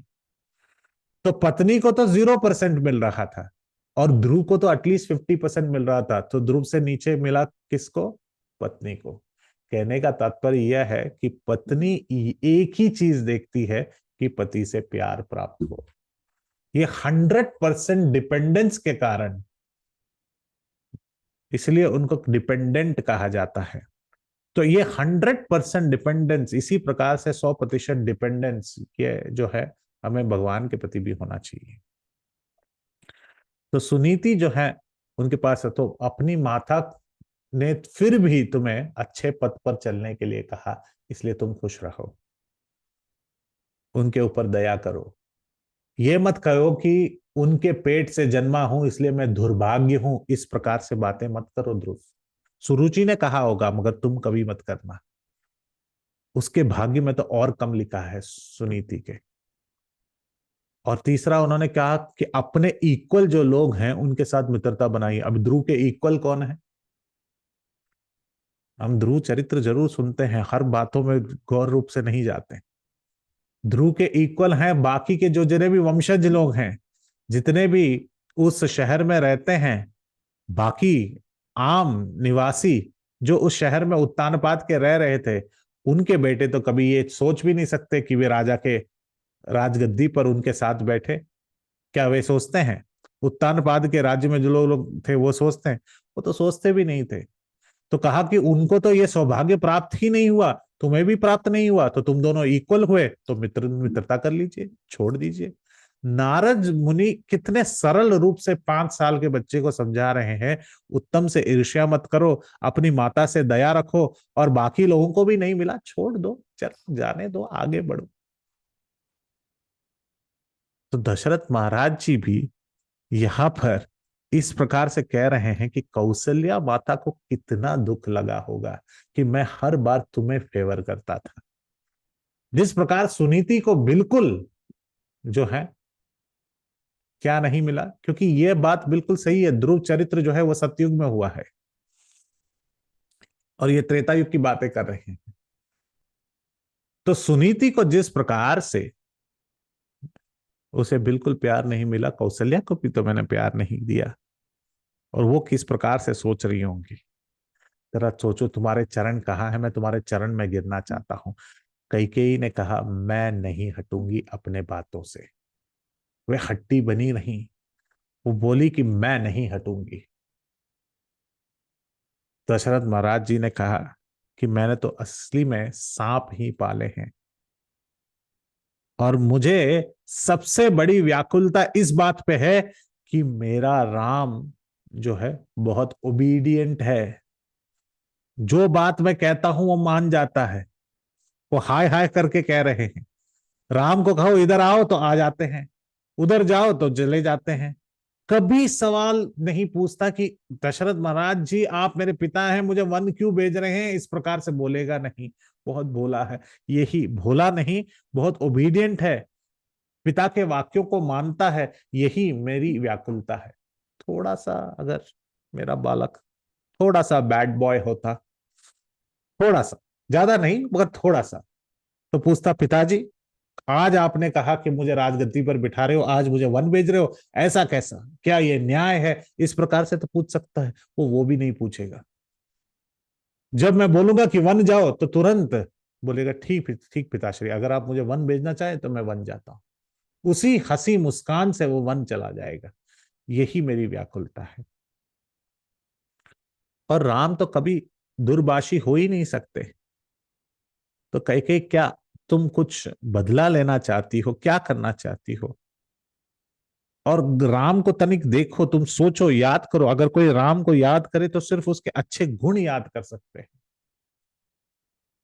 तो इस प्रकार से मैं नहीं चाहता कि राम वन को चले जाए। कैकेयी ने कहा बिल्कुल नहीं, मैं नहीं मानूंगी, तुम अपने वचनों से पीछे हट रही हो। तब दशरथ महाराज जी गुस्सा करने लगे। अगर भरत, हाफने लगे, अगर भरत राजा बन भी जाता है, किसी प्रकार ये न के न प्रकार न किसी भी प्रकार से राजा भरत जो है राज सिंहासन पर बैठ भी जाता है, तो मैं कहना चाहता हूं वो मेरे अंतिम संस्कार कभी नहीं कर सकता, क्योंकि मैं उसे पुत्र के रूप में नहीं देखूंगा आज से। भरत की क्या गलती है?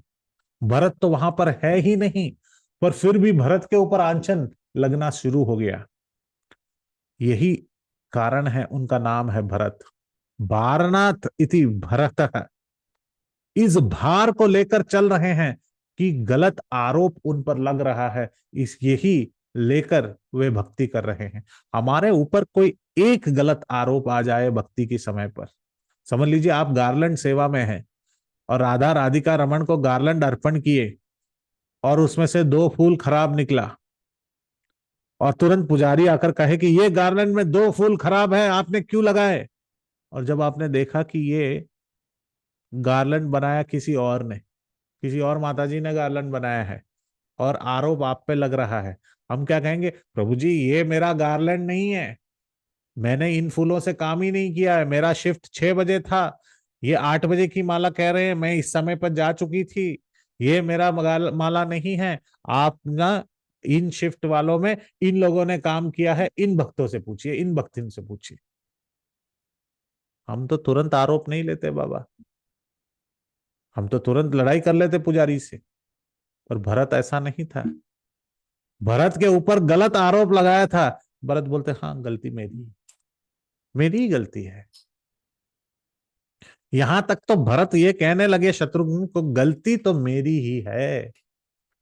और जब भरत आएंगे तब कहेंगे क्या गलती तो आपकी है भैया, तो बोला गलती ये है कि राम को वनवास हुआ। तो शत्रुघ्न बोलते हैं कि गलती आपकी कैसे हुई भरत भैया, आपकी किस प्रकार से गलती हुई, ये तो कैकेयी की गलती है। बोलता कैकेयी की गलती नहीं है, कौन सी मां नहीं चाहेगी कि अपना बेटा अच्छा हो, तो ये तो स्वाभाविक है, तो कैकेयी की गलती नहीं है। अच्छा तो भैया अगर कैकेयी की गलती नहीं है, ये तो मंत्रा की गलती है, मंत्रा ने ही उसे पूरा इस इन बातों को इस प्रकार से कहा और उसके पूरे विवेक को चक्कर दे दिया। तो बोले ये मंत्रा की भी गलती नहीं है, कौन सी सेविका ये नहीं चाहेगी कि उसका मास्टर खुश नहीं हो, हर कोई सेवक यही चाहेगा कि उसके जो यजमान है वो खुश रहे। तो मंत्रा ने तो अपने हित में कार्य किया, उसकी भी गलती नहीं है। तो ये दशरथ महाराज जी की पिता की ही गलती है, पिता माने क्यों इस प्रकार से। तो मतलब पिता क्या करते, पिता की भी कोई गलती नहीं है।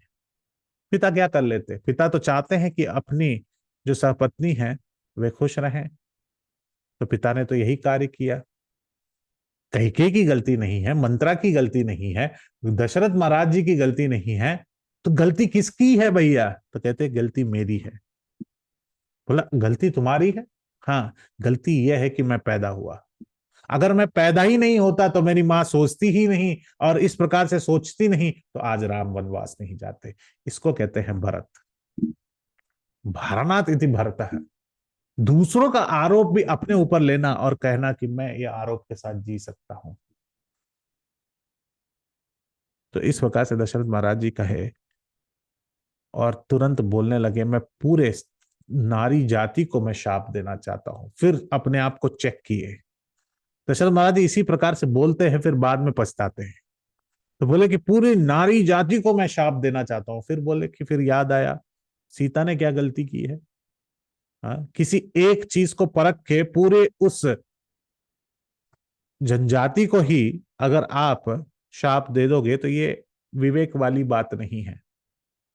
तो वे सोचने लगे कि सीता ने कोई गलती नहीं की है, सुमित्रा ने कोई गलती नहीं की है, कौशल्या ने कोई गलती नहीं की है।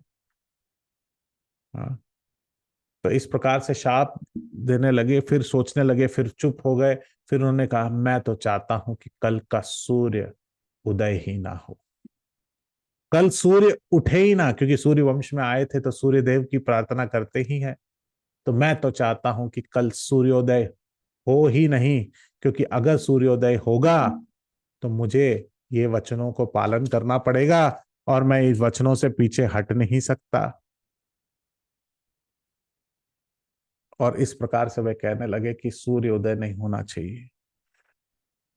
और उनका अलार्म क्लॉक नहीं था। राजा किस प्रकार से उठते थे तो वीणा वादक लोग आते थे, जो लोग गाना गाते थे वे आते थे, हाथी आते थे, हाथी आकर दर्शन देते थे। एक राजा उठने से पहले ये सारी चीजें होती थी।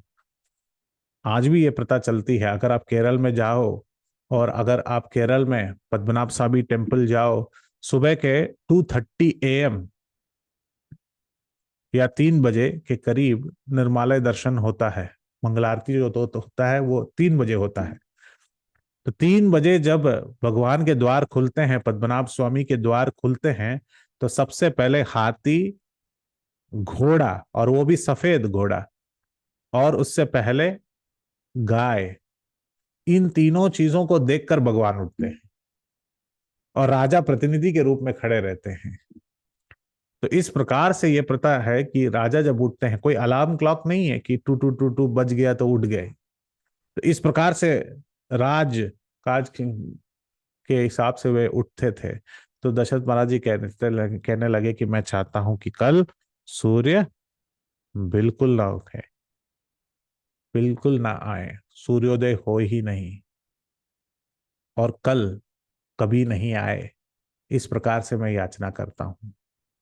पर ऐसी याचना हम नहीं करेंगे, क्योंकि कल यानी कि अगले हफ्ते हम वापस मिलेंगे, सूर्योदय जरूर होगा।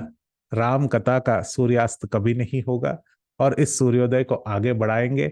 राम जो सूर्य के प्रतीक हैं और जिनकी आंखें जो हैं सूर्य और चंद्रमा के माना जाता है, उनकी कथा को हम आगे बढ़ाएंगे।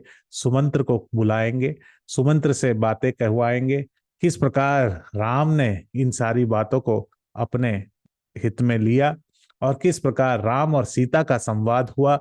राम लक्ष्मण से क्या कहे, लक्ष्मण ने क्या कहा, ये सारी बातों को हम अगले हफ्ते जरूर देखेंगे। आज हम संवाद सुने दशरथ और कैकेयी का।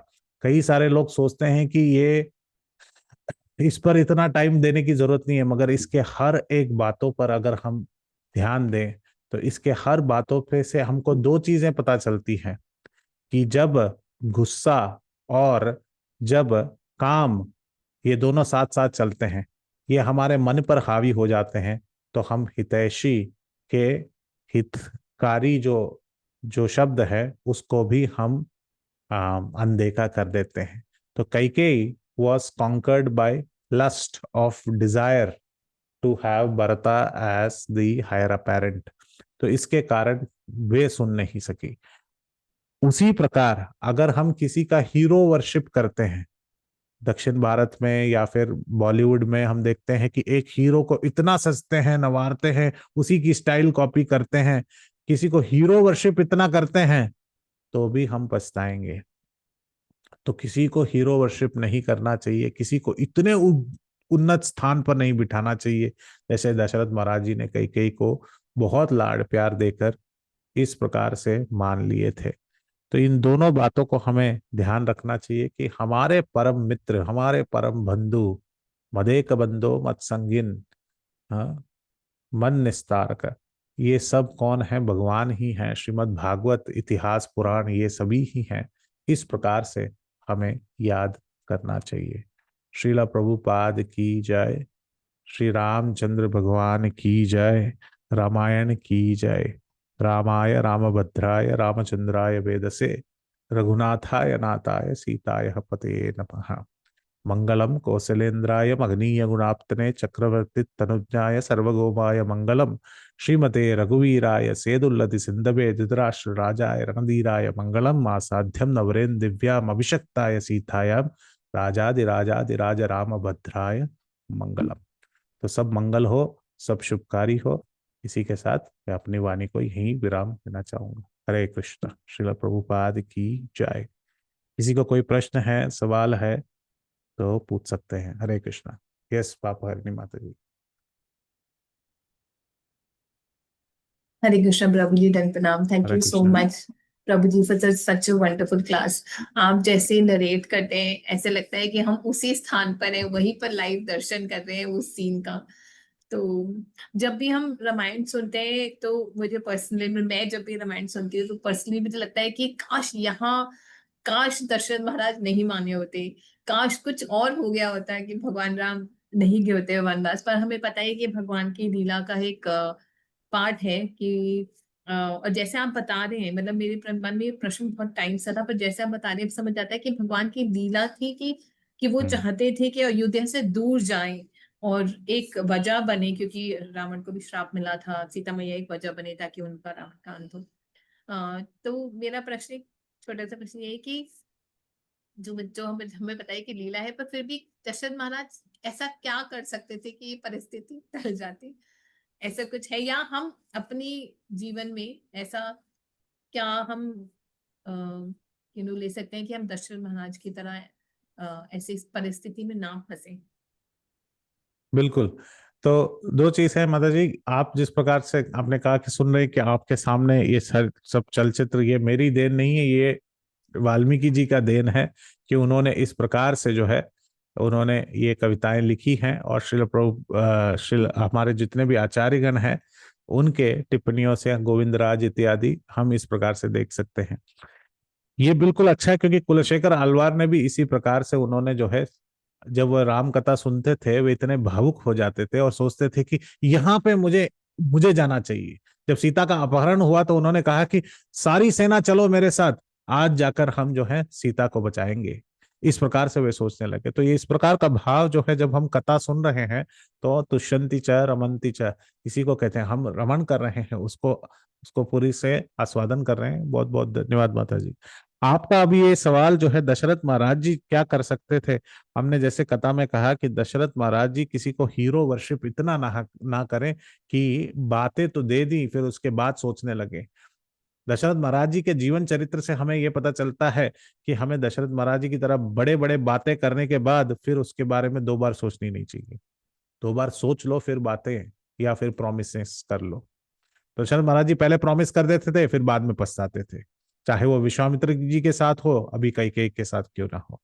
और उसी प्रकार से उन्होंने प्रॉमिस दे दिया था कैकेयी को दो वरदान, ये सोचते हुए नहीं कि कौन किस प्रकार से है, किस प्रकार इस्तेमाल करेगा।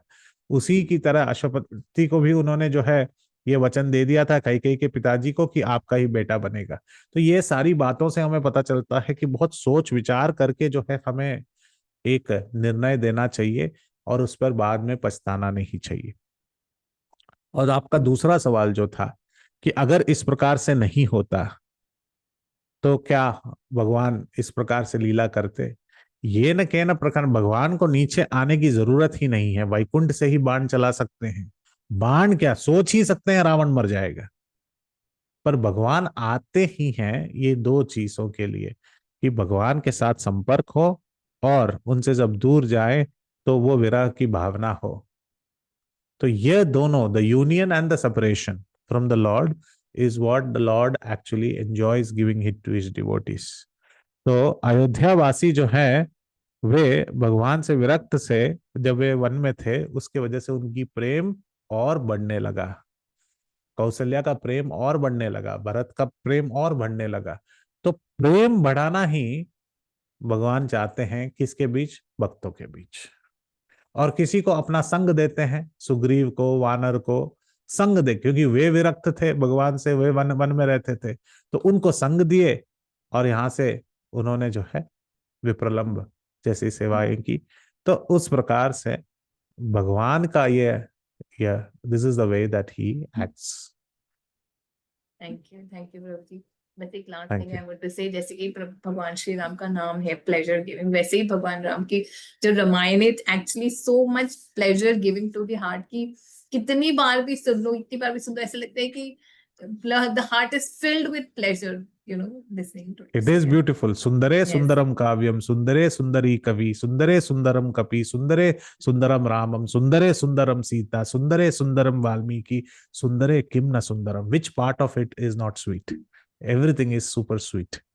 दिस यस, इज मुझे लगता है कृष्णा's कि glories. Yes.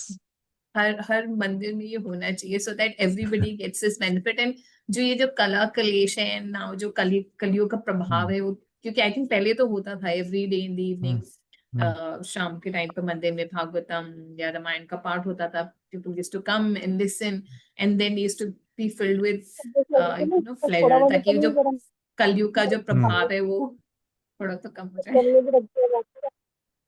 Sure. Thank you, Yes, thank Mohammed. You. Yes.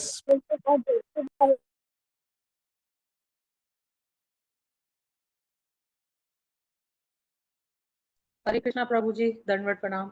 Yes. धन्यवाद। Tandrats. तो जैसे माता जी ने कहा, कथा में बड़ा आनंद आता है राम जी की। तो कथा के प्रारंभ में ही आपने आज बताया था कि हम दशरथ के कई संवाद और राम की प्रतिक्रिया भी देखेंगे। तो हम स्वाभाविक तौर पे मैं पूछ सकती थी आपसे कि राम की प्रतिक्रिया तो आज आई नहीं, पर आपने पहले Right. ही हमारे होठ सील दिए अर्ध कुकुट्टी न्याय बताकर। तो लेकिन बहुत आनंद आया जब Hmm. केकई जैसी, एक तरह से कहेंगे विलन का संवाद में भी हम इतना कुछ सीख रहे हैं। जैसे आपने ध्रुव और Hmm. सुनीति के उदाहरण से बहुत अच्छी अच्छी हमें फिलोसफिकल बातें बताई, तो बहुत अच्छा लगा। तो कथा चलती रहे पूरा दिन ऐसा लगता है। तो अभी असली हीरो आएंगे जब नेक्स्ट क्लास में, तो अलग ही आनंद आएगा, तो उसकी हम वेट कर रहे हैं। और प्रश्न जी। तो क्या ही पूछें, क्योंकि आपकी कथा ऐसी होती है कि कोई प्रश्न आने से पहले ही उसके उत्तर मिल जाते हैं कथा वा में। वाल्मीकि जी ने ऐसा लिखा है हम तो फिर उसको दोहरा रहे हैं। वाल्मीकि जी ने ऐसा लिखा है कि कोई प्रश्न मन में उठ ही नहीं सकता, कवि बस यही चाहे। अच्छा खान प्रदान वही होता है जो एक गुट ले ले तो आपको लगे कि हाँ इसको मैं पीता जाऊं, इसको मैं खाता जाऊं। उसके बीच में त्रुटि हो के इसमें नमक कम है, इसमें ये कम है, बोलने की जरूरत ना पड़े, इतना स्वादिष्ट हो कि खाते जाए। वही आप कह रहे हैं कि रामायण इतना स्वादिष्ट है, वाल्मीकि जी ने दिया है, सारे आचार्यों ने दिया है, तो वो स्वादिष्ट है ही।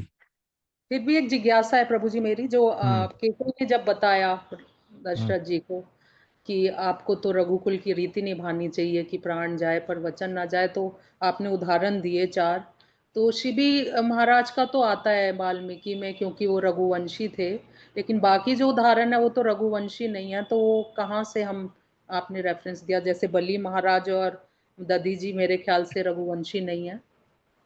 ये तुलसी रामायण जो है आपके सामने स्क्रीन में सामने है, पढ़ी ये भी थी। दोहा। हाँ। सिबी ददीची बलि जो कुछ कछु भाषा, तनु देनु तेजेऊ भजु बचन पुन राखा, अति कटु बचन कहती कैकेयी, मानहु लोन जरे पर देई। तो इस प्रकार से तुलसीदास जी कह रहे हैं। और यह उदाहरण जो है वे सिर्फ अपनी परंपरा से नहीं दे रहे हैं, शास्त्रों को पालन करने वाले जो भी हैं वे जो हैं अपने अपने जो शब्द जो हैं उनको वे पालन करते हैं, जो उन्होंने प्रॉमिस किया है उसे पालन करते हैं, इस बात को कह रही हैं। तो वो शास्त्र से रेफरेंस दे रही हैं कि आपने सीबी महाराज का तो नाम सुना होगा, ददीची का तो नाम सुना होगा, बली महाराज का नाम सुना होगा, ये सब अपने कार्यों से वचनबद्ध थे। और प्रभु जी ये आपने वाल्मीकि उदाहरण दिया था सेकंड, वो क्या था, वो मैं भूल गई। सेकंड। अलख अलख नामक एक राजा था जिन्होंने ब्राह्मण को अपने नेत्र प्रदान किए। ये गोविंदराज अपनी टिप्पणी में लिखते हैं। ठीक है, thank you Prabhu ji, Hare Krishna. Thank you. Hare Krishna. Shivani Mata ji, आपका पहले हाथ ऊपर था। Shivani Mata ji, if it is okay I will give first to Vimala Mata ji, she is elder, so I will give her yes yes first. Sir. Vimala Mata ji, Hare Krishna, दंडवत प्रणाम। आप पहले हरे कृष्णा पूछ लें। प्रभु जी, हरे दंडवत कृष्ण प्रभु। प्रणाम प्रभु जी। बहुत सुंदर कथा। मैं सुबह इतना मतलब ध्यान से नहीं कर पाती, लेकिन फिर भी सुन तो पाती हूँ जो भी। तो बहुत ही सुंदर, बहुत ही बढ़िया प्रभु। एक चीज ये जानना चाहती हूँ कि दशरथ हम्म। महाराज इतने बड़े चक्रवर्ती राजा थे, उसके बाद भी उन्होंने मतलब बिना उसके, ठीक है ये तो समझ आता है कि हम्म। भी लीला ऐसे होनी थी, बट एक ये मतलब लर्निंग है कि इतने बड़े राजा होकर उन्होंने ऐसे ही दो वरदान लेने को बोल दिया, दो वरदान दे दिए मतलब कि कई जी को। तो ये किस लिए, किस हिसाब से कि भाई स्त्री आई मीन लक्ष्य है, हम्म। या किस हिसाब से मतलब उनको देने नहीं चाहिए थे? कहानी यहीं से शुरू हो गई ना। किसी किसी किसी के जो है मैनरिज्म यानी कि उनकी प्रतिक्रिया या उनका स्वभाव कभी कभी अलग रहता है। तो दशरथ महाराज जी का यह स्वभाव रहा है कि वे जल्दी जल्दी जबान दे देते हैं, फिर बाद में उसके ऊपर पछताते हैं। तो ये उनका स्वभाव रहा है, और यही स्वभाव जो है उनको जो है इस घटना तक ले आई। और श्रवण का भी हम कहानी जानते हैं, क्योंकि श्रवण ने भी शाप दिया था कि इसी श्रवण के माता पिता ने इसी प्रकार, श्रवण पुत्र के माता पिता ने भी यही शाप दिया था कि तुम इसी प्रकार विरह में तुम भी तड़पोगे। और तो वो तो विधि का विधान है, तो वो तो चलता ही आएगा। और जिस प्रकार विधि का विधान है उस प्रकार जो है हमारा जीवन भी करवटें लेंगी उस प्रकार की ओर। तो विधि का विधान कोई चेंज नहीं कर सकता, किसी ब्राह्मण पुत्र के जो माता पिता हैं उनके शब्द को कोई चेंज नहीं कर सकता, और ये उनका स्वभाव भी रहा है। तो स्वभाव को निमित्त बनाते हुए विधि का विधान भी जुड़कर इस प्रकार से घटना घटने लगी।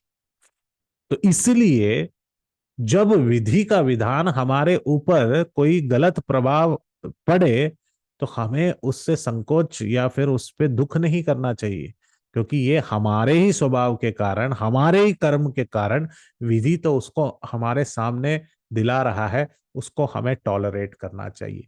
यही चीज नारद जी ने सुनीति को कहा, ध्रुव महाराज को कहा कि तुम अभी उत्तानपाद के बेटे हो, वो गलत कर रहे हैं, सह लो, टॉलरेट कर लो, ईर्ष्या मत करो। तो यही चीज नारद जी भी श्रीमद् भागवत में कह रहे हैं। Thank you Vimala Mata ji, thank you for your kind words. Hare Krishna, दंडवत प्रणाम। यस शिवानी माता जी, हरे कृष्णा, दंडवत प्रणाम। Hare Krishna, Prabhuji. Please accept my humble obeisances. Prabhuji, thank you very much for making our Saturdays very full and nectar, like nectarious. Prabhuji, मेरा एक question है. Just like Bharat Maharaj, like sorry, not Maharaj, like Bharat was, he was, वो सारी चीजें सिर्फ सहते ही थे, and there was no stoppage of him accepting like everything because he was so humble, just like we hear in Shikshashtakam as well. Tatranadapi Suruchena wala verse. But Prabhuji, I have this question because this is Kali Yuga and there यहाँ पे बहुत सारे on your character and everything there are a lot of fingers. So what should, and if the person is not doing anything wrong and if the person is just trying to cooperate and everything, so what should that person do? Because this is not this is not Ram Rajya, this is Kali Yuga. So in that thing what should the person do? Just like you said कि भरत महाराज ने बोला कि मेरा पैदा होना ही गलत है इसीलिए ये सारी चीजें हुई, but here we cannot take that teaching here because a lot of things happen and अगर आपकी गलती नहीं है तो उस चीज में what shall we do? Shall we speak? Shall we just stay quiet? So good question. So how do we apply this Treta Yuga logic in Kali Yuga? This is applicable in Kali Yuga also. Because Chaitanya Mahaprabhu came in Kali Yuga 500 years back and he gave Shikshashtakam. He says, Amanina manadena kirtaniya sadahari. Amanina manadena. Others might disrespect us, others might give us respect, others might not give us respect. But if we have to keep continuing the chanting of the holy name and relish Krishna Katha, we have to give respect to all. We cannot discriminate. This is the highest stage for us to reach. At the lower stages, we might think, हम सोचेंगे कि हाँ अभी शायद नहीं हो सकता, हमारे ऊपर शोषण हो जाएगा, people will exploit us with this behavior. नहीं. Some person can only give you trouble as much as your karma is. Even if they want, अगर आपका कर्म में लिखा है कि आपको पछताना है तो उतना ही आप पछताएंगे, उससे ज्यादा नहीं पछताएंगे, उससे कम नहीं पछताएंगे। उसी प्रकार आपके कर्म के अनुसार ही आप सुखद अवस्था भी आप भोगेंगे, सुख भी आप उतना ही भोगेंगे, दुख भी उतना ही भोगेंगे। This is predestined based on our karma. So if we tolerate, we are not making more karmas in the future. अगर हम उसे टॉलरेट, अगर हम सहन लें कि किसी ने हमें भला बुरा कहा या गलती से आरोप लगाया हमारे ऊपर और हम उसका रिएक्ट करें, तो we are creating more seeds for our reaction in the future. So we should tolerate. And we have a lot of mistakes. One person is showcasing to us. जैसे पिछले हफ्ते हमने देखा था, साधु निंदक मित्र हमारा, जो भी निंदा करे वो भी हमारा ही मित्र है और उसे सबसे पास में रखिए. क्यों सबसे पास में रखिए? क्योंकि वो जब हमारे सबसे पास रहेंगे तभी तो वो दिखाएंगे कि हमारी में क्या गलतियां हैं. हमारा ईगो हमें एक्सेप्ट करने से बहुत चूकता है कि हमारी गलती ही नहीं है. हमारी कितनी सारी ऐसी गलतियां हैं जो लोगों ने हमें टटोर कर नहीं कहा. अगर हम चाहते हैं कि हमारी गलतियां हमारे ऊपर ना लगे गलत आरोप से, तो जो लगनी चाहिए उसे भी तो एक्सेप्ट करना चाहिए. कई सारी बार ऐसा भी हुआ कि हमारी गलतियां किसी ने दिखाई नहीं और हमने उसे अनदेखा करके हमने जो है अलग कर दिया. So both should apply to us. The best pratikriya is to tolerate. However, if there is exploitation, as you say, जिससे आपकी भक्ति बिल्कुल आगे बढ़ने नहीं पा रही है और उसके कारण आपके भक्ति में बाधा पड़ रही है, तो आपको उसे चर्चा करना चाहिए सीनियर्स के साथ. क्योंकि भरत ने भी यही किया. जब भरत को पता चला कि मैं बिल्कुल नहीं रह सकता राम के बिना, वो कोई भी बात नहीं माने राम जी का. हम देखेंगे आगे संवाद में जब भरत मिलन होगा, तब भरत नहीं माने राम जी से कि कहा कि राम आपको आना ही पड़ेगा, मैं नहीं मानूंगा. और जब तक उनको पादुका अपने हाथ में नहीं मिला तब तक वे माने नहीं. तो there have been instances when it is you can not live without removing, and it is becoming a big impediment in your bhakti, at that time you can consult this with others and you can take it forward. So both have to be accepted, but the best method is to tolerate, and it is applicable in Kali Yuga also. Does that answer, Mataji? Yes, Prabhuji, fully satisfied. Thank you. Thank you. Sure, Mataji. Hare Krishna. पूजा माताजी, पूजा नागपाल माताजी। जी प्रभु जी, हरे कृष्णा प्रभु जी, दंडवत हरे प्रणाम। कृष्णा, दंडवत। प्रभु जी, आपकी कथा का जो श्रवण करके जो हमें शांति मिलती है, जो हमें मॉर्निंग में विटामिन्स मिलती है ना, बहुत अच्छा एक्सपीरियंस रहता है। प्रभु जी, डे जब से आपकी कथा सुननी शुरू की है ना, तो एवरी टाइम हमें वेटिंग होता है, मतलब कि आपकी कथा आपके मुख से ही सुनी जाए। जैसे बचपन से हम सुन रहे हैं रामायण से, हर कैरेक्टर से हम कनेक्टेड हैं, और अब जैसे आपके द्वारा हम ये सुन रहे हैं तो बहुत अच्छा लगता है प्रभु जी। थैंक यू सो मच प्रभु जी। हरे कृष्णा। प्रभु जी, दो चीजें मैं आपसे शेयर करना चाहूंगी जी। सभी से। तो and thank you so much निष्ठा भक्ति माता जी, जिन्होंने आपके लिए इतना अप्रोच करके हमें आपका एसोसिएशन दिया। थैंक यू सो मच निष्ठा भक्ति माता जी। हरे कृष्णा, दंडवत प्रणाम। प्रभु जी, मैं आपसे एक चीज शेयर करना चाहूंगी। आज आपने जो तिथि डेट 13 का जो कॉन्सेप्ट हमें बताया, चाइल्डहुड से मैं हमारे सोसाइटी में ना एक 13 नंबर फ्लैट में एक फैमिली रहती थी। तो प्रभु जी, मेरे को 13 नंबर से इतना फोबिया है, मतलब कहीं ना कहीं मेरे मन में वो बात कर गई थी घर, जो कि आज आपने जो इतना अच्छा मुझे मतलब पूरी क्लास में डिस्क्राइब किया, जो ग्रंथ के बारे में बताया, डेट का जो कॉन्सेप्ट था वो क्लियर करा, तो 13 नंबर का फोबिया बिल्कुल मेरे माइंड से वो इरेज हो गया, डिलीट हो गया। प्रभु जी, क्या उस है? फैमिली में ना वो हमेशा कभी ना किसी किसी प्रॉब्लम में वो लोग रहते थे, तो सब लोग सब ये कहते थे कि तुम लोग ना ये फ्लैट चेंज कर लो। बीमार रहते, कोई ना कोई उनके ऑब्स्टिकल्स, हार्डल्स उनकी फैमिली में रहते थे। तो हम मुझे माइंड में, जब मैं बहुत छोटी थी तब से मैंने मतलब एक सोसाइटी में फैमिली होती है, एक होता है ना लोग बाग जैसे बात करते हैं, तो थोड़ा सा वो आपके माइंड में इम्पैक्ट कर जाती है, थोड़ा आप एक्सपीरियंस भी देखते हो। तो वो चीज देख देख के, और फिर उनको गाइड किया, मतलब जो डीडीए फ्लैट्स, मेरे फादर उसमें वर्किंग रह चुके हैं। तो हम गंगाराम ये हॉस्पिटल के सामने राजेंद्र नगर, दिल्ली की बात कर रही हूँ प्रभु जी। हाँ, तो जी। बाहर रहते हैं जी।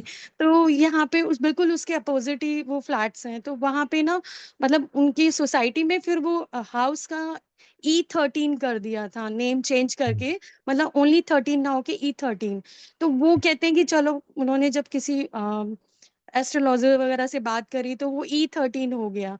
लेकिन आज जो उनकी लाइफ में वो E13 हुआ, तो थोड़ा बहुत चीजें रिजॉल्व हुई। आई डोंट नो क्या रीजन था, पूजा वूजा का था, पता नहीं, लेकिन मेरे को 13 नंबर से फोबिया था, जो कि आज आपने वो चीज मेरी लाइफ से निकाल जय दिया।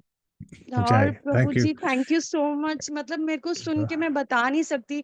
हमारे यहाँ शुरू से मेरे दादकों की साइड, नानकों में रामायण, सुंदरकांड सब एवरी टाइम हम लोग पाठ वाठ होता है सुनते आ रहे हैं।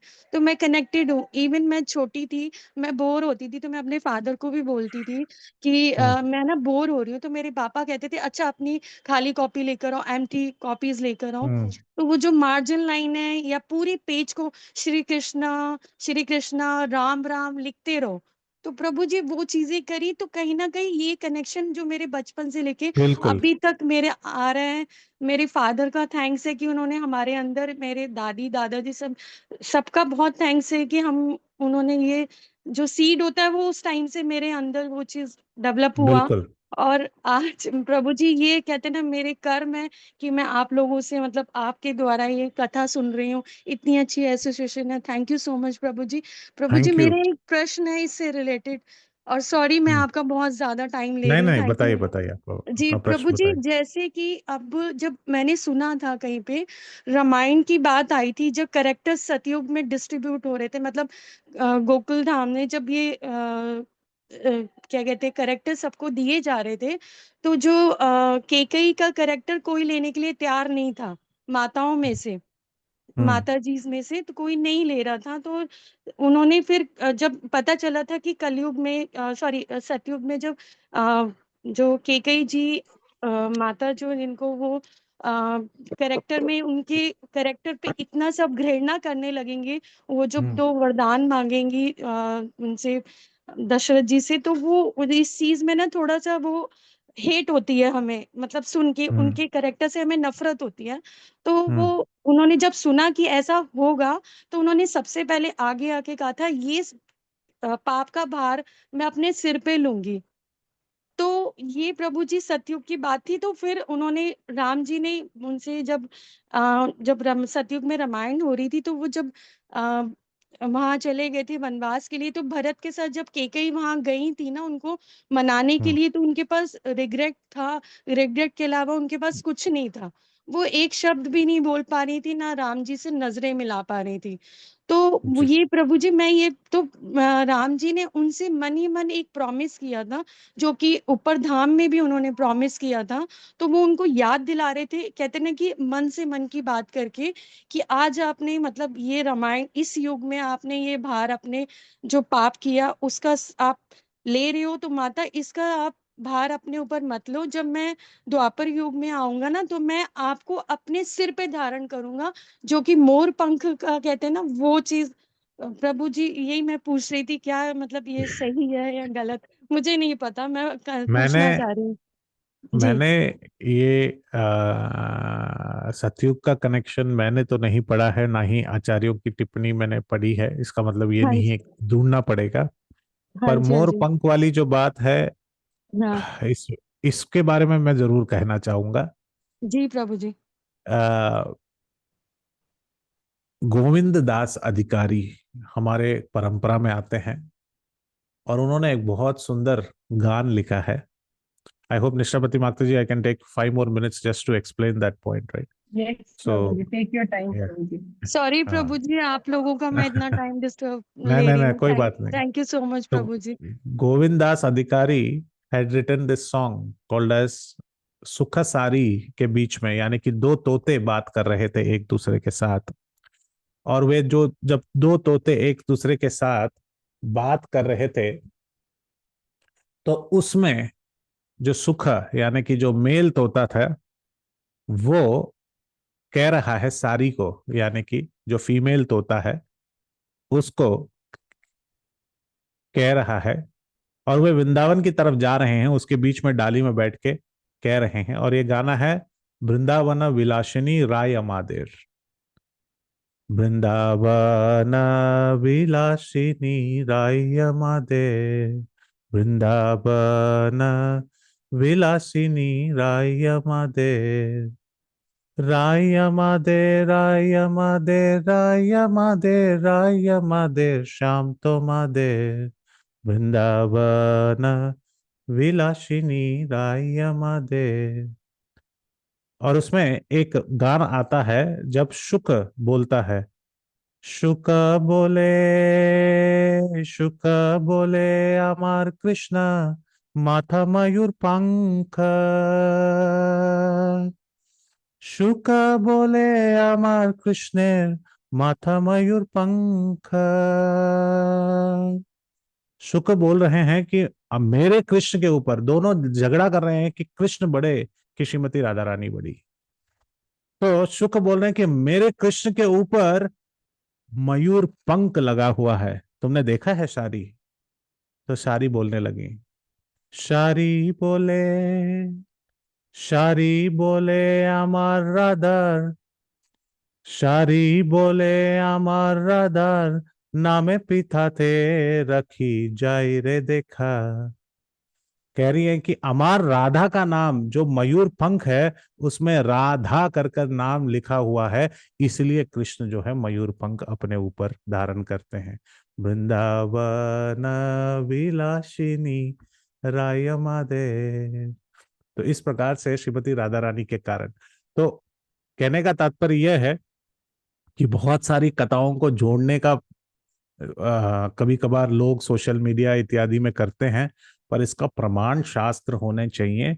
तो कई कई बिल्कुल मंत्रा की बातों में आ गई, इसके लिए उन्होंने इस प्रकार से कार्य किया, ये भी स्क्रिप्ट में था और इस भगवान चाहते थे। जैसे कि सुखदेव गोस्वामी परीक्षित महाराज जी को जब कथा करते हैं, परीक्षित जी भगवान के निमित्त मात्र बने और उन्होंने श्रृंगी ऋषि के ऊपर उन्होंने जो है वो सांप डाल दिया था। तो ये सब भगवान की इच्छा के कारण ही कुछ पात्र इस प्रकार से कार्य करते हैं। इसमें हम चाहते हैं कि हम लॉजिक ढूंढे, कभी कभी लॉजिक इतना ही है कि भगवान चाहते हैं कि इस प्रकार से लीला हो। तो ये पूरी तरह से थोड़ा रिसर्च करना पड़ेगा कि आचार्य ने ऐसे दिया है। जहां तक मेरा रिसर्च हुआ है कि इस प्रकार से नहीं है। Okay Prabhu ji, thank you so much. Hare Krishna, thank धन्यवाद, यू, प्रणाम प्रभु जी। Thank you. सुरेखा सखी माता जी, आप कुछ पूछना चाहती हैं? हरे कृष्णा प्रभु जी, दंडवत प्रणाम। हरे कृष्ण, दंडवत प्रणाम। Thank you so thank you much Mata Prabhu ji ji, for waiting. So much. Hare Krishna. Prabhu ji बहुत ही अच्छी कथा। और प्रभु जी मैं अपने बारे में बताना चाहूंगी कि मैंने बचपन से हम्म, कभी ज्यादा रामायण सुनी नहीं हूँ। अच्छा। तो जब ये सारे बोलते हैं कि मैं इतना एंजॉय करती हूँ तो मुझे लगता है मैं क्यों नहीं इतना कर पाती हूँ। तो यही हम्म, कारण है कि मैं पहले तो उतनी स्पिरिचुअल चीजें मिली नहीं। जब जुड़ी इस्कॉन से तो कृष्णा ही हमारे मतलब कथा हम्म, मिला। तो आप हैं जिससे मैं शायद पहली बार रामायण सुन रही हूँ। अदरवाइज इस्कॉन में कभी कभी फेस्टिवल में हो जाता है, अदरवाइज ऐसे नहीं होता हम्म, है। और हम्म, बहुत रेलिस कर रहे हैं हम और बहुत बारीकी से आप सुनाते हैं तो लगता है कि मुझे समझ नहीं आता। तो मतलब ब्रीफ में ऐसे ऐसे ऊंचे ऊंचे लेवल पे सुने कि ये हुआ ये हुआ ये हुआ। तो हम्म, क्या ये सच है जैसे आप बोलते तो फिर आप रेफरेंस देते हैं तो विश्वास हो जाता है कि ये सब कुछ है कहीं कहीं से लिखा हुआ। तो मुझे अपने ये मन से पूरा बहुत।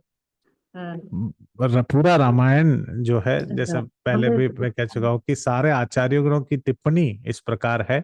और वाल्मीकि रामायण, भोज रामायण, साथ ही साथ तुलसी रामायण, और कंबन जो तमिल पोएट हैं उनका रामायण, आಳ್वार के ग्रंथ, बहुत सारे रामायण हाँ। जो हमारे आचार्य गणों ने दिया है। और उनसे जो है हम प्रेरित होकर कह रहे हैं। प्रभु जी जैसे समय हम के लोग कौन। कम हाँ। समय के कमी के कारण हम we are not been able to see the text and go via text, वो और भी समय लगेगा। तो इसलिए अब अगर ये सब प्रमाणित हैं, जो प्रमाण वाल्मीकि ने जो दिए हैं। यस माता जी। तो प्रभु जी मेरा क्वेश्चन है कि जैसे कहा जाता है कि अगर आपको किसी से आपके नेगेटिविटी है, मतलब नेगेटिव आप में देख रहे हैं वो लोग, तो आप उसको जवाब भी मत दीजिए, आप उसको थोड़ा डिस्टेंस बना लीजिए। जैसे भक्तों का संग कीजिए, भक्तों से दूर हो जाइए, है ना। ये कुछ होता है हमारा चैतन्य महाप्रभु ने बोला। तो चलो हम डिस्टेंस बनाते हैं। फिर कहता है निंदक नियरे राखी आंगन कुटी छावा। तो हम हम्म इन दोनों बातों में बैलेंस कैसे बनाए कि मेरी भक्ति सही चले और मेरे से कोई अपराध भी ना उनके प्रति। पहली बात तो यह है कि दूर रखिए ये नहीं कहा है, वैष्णव अपराध से बचिए ये कहा है। दुर्गत जो संग जो है, दुर्गति जो संग है, जो संग आपको दुर्दशा की ओर ले जाए और भक्ति को कम कर दे, उस संग से दूर रहिए। पर निंदक जो हैं, जो आपसे निंदा करते हैं, वे दूर ही रहते हैं, मगर दूर से ही आपको गाली देते रहते हैं। तो ऐसे लोगों को पास रखिए, मतलब उनके वचनों को पास रखिए, उनको वापस निंदा मत कीजिए। और ऐसे लोगों से अगर सुनने को मिले तो सुनते रहिए, सुनने की चेष्टा कीजिए, कि यस सुन यस। के टॉलरेट कीजिए, ताकि आपके कर्म चले या जाए। उसको करेक्ट करने की कोशिश कीजिए अपने आप में, जी। चेंज करना। जी। Thank you Prabhu. Thank thank you. Hare Krishna. Yes, Nishtapati Hare Mataji, I Krishna. will have to stop here to go for Bhagavad. Today is a very unique day. Morning is Ramayan, afternoon is Bhagavad, and the evening is Bhagavad Gita. so, जय so I प्रभु like जी। to take the leave. Hare Krishna. Thank you Prabhu ji, thank you so Thank you. Much. हमने कभी Thank you. सोचा नहीं था कि केकई और दशरथ वाला कन्वर्सेशन ये इतना अच्छा हो जाएगा। और आपने Yeah. स्पेशली इसको ध्रुव महाराज और प्रभुपाद से जोड़कर बहुत नेक्टेरियन बना दिया। तो मेरा एक क्वेश्चन भी है, तो उसको हम नेक्स्ट टाइम के लिए रख लेंगे because there is lack of time. But I really Yes. want to thank you from the bottom of the heart, from all the Thank you. members, that we are relishing Ramayana so much that I really pray to the Lord कि ऐसी class अगर रोज हो जाए तो हम लोगों का spiritual advancement बहुत ज्यादा हो जाएगा। तो Rose may will. Be you can consider yes प्रभु जी। Yeah, Rose. It is difficult, as या I said. ऑल्टरनेट भी रख लेंगे, या We ऑल्टरनेट will. रख सकते हैं। Uh, अगर हम प्रे I- करेंगे तो may be the Lord arranges. you have the books in front of you. You can just read. It is much more relishable. I think ये बात भी सच है कि ओके, सुनना चाहते हैं, ये आपका प्यार है, और दिस इज नाइस, पर ये सारी चीजें पुस्तकें के रूप में हमारे सामने है, हमें सिर्फ पन्ना घुमाना है, पढ़ना है। हाँ, जब वक्त जब शेयर करते हैं, अलग अलग आचार्यों की टिप्पणियां शेयर करते हैं, तो आचार्य ने जो स्वाद इसमें भरा है वो भी उभर के आता है। Yes, that is true. But when you are not having that thing, but it is available in text format, so please read. Today is the day we have to read, because Srila Prabhupada carried Bhagavatam to USA, so today we should actually read all these scriptures. Thank you, Mataji, for your kind words. Yes, All Prabhu. glories to Srila Prabhupada. If he would have not crossed Jalduta today, we would have not been here sitting and relishing Ramayana. So all glories to Srila Prabhupada. Definitely, Prabhuji. All glories to Prabhupada. Yes. All glories to you, Prabhuji. Thank you so much for giving your Thank you. valuable time Hare and Krishna. association. Hare Krishna. Please accept Hare our Vaishnava pranams. Vancha Vancha kalpatarubhyacha kalpatarubhyascha kripasiddhubhyascha कृपासिद्धूपैश्च वैष्णव की जय, श्रीला प्रभुपाद की जय, Hare Krishna. प्रभु जी की जय। Right. Thank you करिए प्रभु जी को। हरे कृष्णा।